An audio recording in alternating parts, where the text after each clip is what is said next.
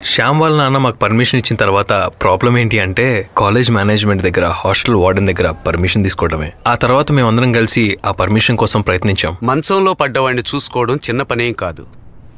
అది మీరు అనుకున్నంత ఈజీ ఏం కాదు. లేదు ఫాదర్, ఇక వాడి మనసులో మెదిలే ఆలోచనలన్నీ సంతోషపరిచే విధంగా ఉంటాయని మేము డాక్టర్తో చెప్పాం. అందుకనే అమ్మతో అతను వాళ్ళ అమ్మకి ఇది తెలుసా? మీరు చేస్తున్న ఈ మంచి పని కోసం మేనేజ్మెంట్ దగ్గర ఫాదర్తో కూడా మాట్లాడాను. మీరు అక్కడ ఖాళీగా ఉన్న గేమ్స్ రూమ్ ని క్లీన్ చేసి వాడుకోవచ్చు. అయితే దానికోసం పని ఇప్పుడే ప్రారంభించండి. మొదలు పెట్టండి.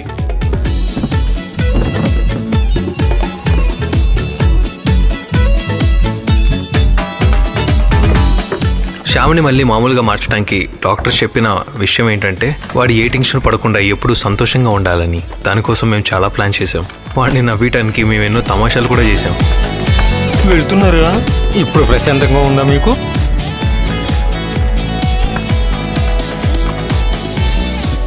మస్తానన్న, రూమ్ లో అన్ని అశ్లీల బొమ్మలు అంటిస్తున్నారు. సన్నీ పాప ఈ రూమ్ లో ఉంటే ఖుషీనే. సిగ్గులండి ఏదో తీసేరా. దీన్ని మాత్రం అసలు తీయొద్దు. దీన్ని తీయడానికి వాడెంత మాత్రం ఒప్పుకోడు. Okay, take care. అన్ని ఏర్పాట్లు చేసిన తర్వాత మా హాస్టల్లో శ్యామ్ని అభిమానించే ప్రతి ఒక్కళ్ళు తన్ని ఆహ్వానించారు.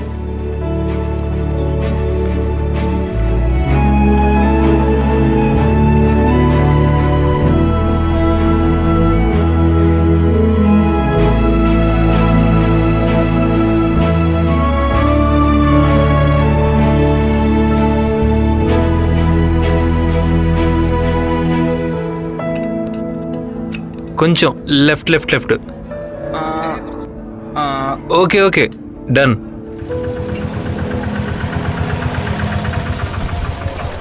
ఒక్కొక్కరిగా దిగండి. రేయ్, అనకాపల్లి అనసూయ పోయి హాస్టల్కి వచ్చింది. రే ఇంకోటి, అరే మూడోది కూడా రా, కానీ ముసల్దిరా. రే మామ, మనం కూడా ట్రై చేద్దామా? ఏంట్రా ఇక్కడేదో పెద్ద మీటింగ్ జరుగుతున్నట్టుంది. శ్యామ్ రూమ్ క్లీన్ చేయడానికి, బట్టలు ఉతకడానికి మనుషులు కావాలని చెప్పాం కదా, అందుకోసం వీళ్ళని తీసుకొచ్చింది ఇతనే. ఈ 3 ఆటోలోనేనా మీరు వచ్చింది? అది వీళ్ళ ముగ్గురులో ఉన్న కాంపిటీషన్ వల్ల. ఒకే బండిలో రారు ఫాదర్, ఒకవేళ ఇంకో బండిలో కూడా రావచ్చు. వీళ్ళు వచ్చినోళ్ళు చాలు. వీళ్ళ పేర్లేంటి? ఎండిపోయిన కొబ్బరి పీస్ లా ఉంది. తను చాలు, ఎవరు వద్దు. మిగతా వాళ్ళని పంపించేసి, లేదంటే ఇక్కడ ఇంకో కాంపిటీషన్ పెరిగిపోద్ది. రే, మేము కొంచెం కాలేజీకి వెళ్ళొస్తాం. అక్క, 11 గంటలకు మెస్ నుండి జ్యూస్ తెచ్చిస్తారు. దాంతోపాటు ఈ మాత్రలు కూడా ఇవ్వండి. అబ్బాయిలు, మీరు ధైర్యంగా వెళ్ళండి, నేను చూసుకుంటాను. అక్క, మీకు ఏమైనా కావాలంటే ఆ కెమెరా వైపు చేయి చూపిస్తే చాలు. పనులు చిన్న మెడోన అక్క మేము లేనప్పుడు శ్యామ్ని బాగా చూసుకున్నారు.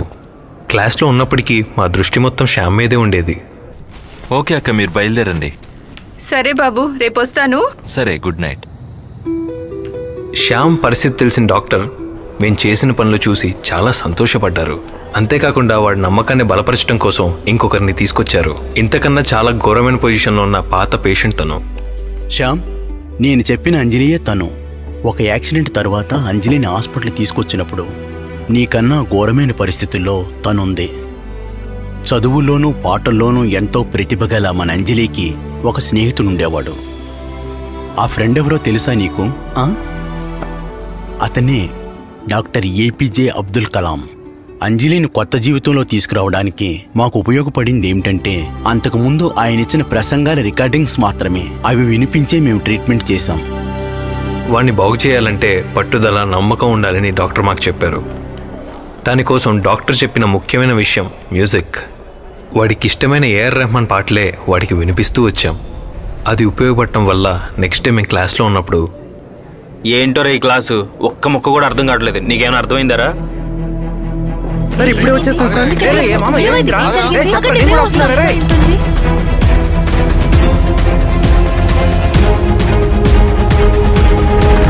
నా వల్ల ఎంత ప్రయోజనమైందో చూసారా? సగం జ్యూస్ తాగిన తర్వాత నా చెయ్యి పట్టుకొని అదిమేశాడు. మిగతాది మీరు తాగేసేయండి అని కళ్ళతోనే చెప్పాడు. మొత్తం మీరే తాగేకుండా నాకు కూడా కొంచెం ఇవ్వండి అని కళ్ళతో చెప్పింటాడు. ఇక ఆధార్ కొట్టేయాలి.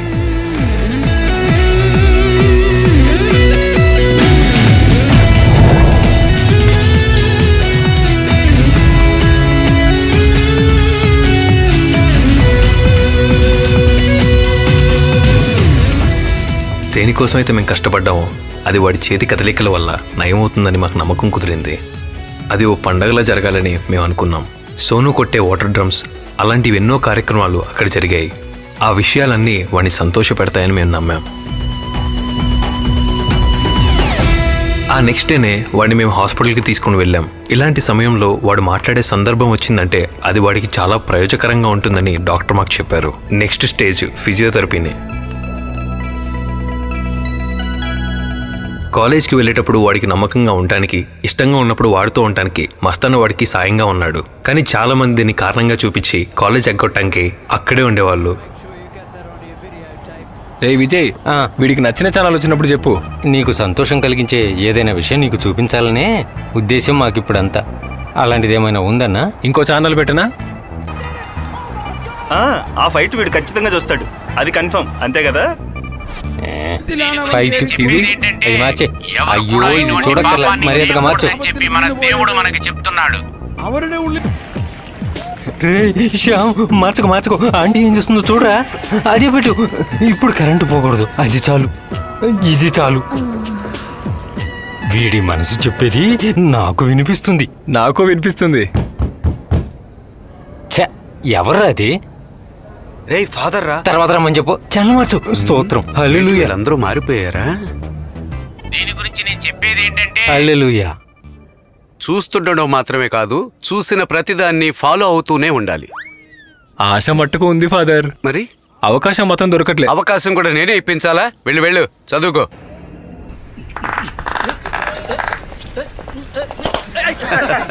దూరం జరుగు. రేయ్, వీడిని ఇలా తీసుకుని తిరగడం మంచిదే. ఇంకో 10 రోజుల్లో ఎగ్జామ్స్ వస్తున్నాయి. బాగా చదువుతున్నారా? మీరు చూస్తూ ఉండండి, మేము ఎగ్జామ్ రాస్తాం, శ్యామ్తో కూడా రాయిస్తాం. నువ్వేనా? నువ్వు చదివినట్టే. వచ్చే సంవత్సరం పైన అయింది. కదిలే రోజులు చదవడం. ఎగ్జామ్ మాత్రం మిగిలింది. నాకు తెలిసి వాడు ఒక్క లైన్ కూడా రాసుండడు. కానీ వీళ్ళు చేసే ప్రయత్నం వల్ల వాడు కోలుకునే అవకాశం 10% ఎక్కువ ఉందని డాక్టర్లు అన్నారు. దానివల్ల ఇంకో ప్రయోజనం ఉంది. బుక్కు కూడా తెరవడం రాని స్పోర్ట్స్ కోటాలో వచ్చిన వాళ్ళు కొంచెం సుమారుగానే రాశారు.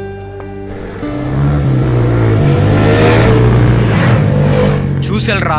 Good afternoon father. Good afternoon. Exam ఎలా రాశారా? టైం చాలేదు ఫాదర్. నీకు చాలదురా. నీ మొహానుకున్న గ్లాస్ కొంచెం తీ. నువ్వు ఆ కాంట్రాక్టర్ భక్తవత్సలం కొడుకే కదా? అవును. అవును, నీ పేరేంట్రా? డానిష్. ఇలా చూడరా డానిష్, నువ్వు త్వరగా వ్యానిష్ అవ్వకుండా ఉండడం కోసం చెప్తున్నాను. అడ్వైజ్ ఇస్తున్నాను అనుకోకు. మన దేశపు రోడ్లకు సెట్ అవునటువంటి స్పోర్ట్స్ పవర్ ఎక్కువ ఉండే బైక్ ఇది. నువ్వేమో ఊళ్ళో వాళ్ళకి నీ స్టైల్ చూపించడానికి 100-150 స్పీడ్లో వెళ్తుంటావు. అప్పుడు నువ్వు ఎవరైనా సైడ్ కొట్టాడనుకో, కుక్కపిల్ల అడ్డు వచ్చినందుకో కట్ చేస్తావు. ఎదురుగా వచ్చే అమాయక బెంచి కారుకో, టిప్పర్ లారీకో గుద్దుకుంటావు. మరుసటి రోజు కాలేజీ లీవ్. నువ్వు బాగుపడవని నేనెప్పుడు చెప్పనురా. కానీ స్వర్గానికి నువ్వు త్వరగా వెళ్ళకూడదని ఆశ ఉంటే మటుకు నువ్వికపై మెల్లగా జాగ్రత్తగా చూసి బండి నడపాలి. అర్థమైందా?